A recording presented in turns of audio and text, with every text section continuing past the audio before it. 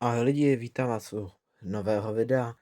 V tomto videu si postavíme 737 MAX ze setu 60367 a samozřejmě k tomu jsem potřeboval daleko víc dílků. Tak, jdeme na to.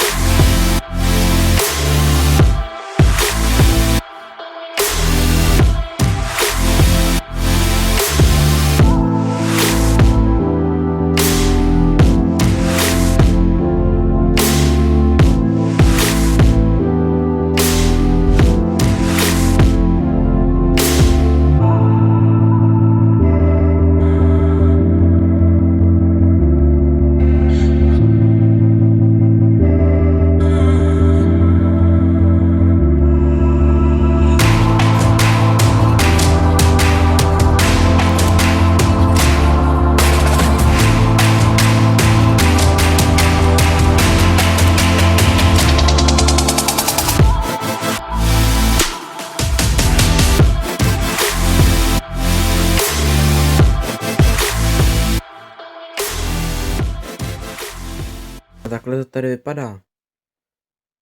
Dále ještě představím winglety a upravím lehce motory, aby to nevypadalo tak dětsky.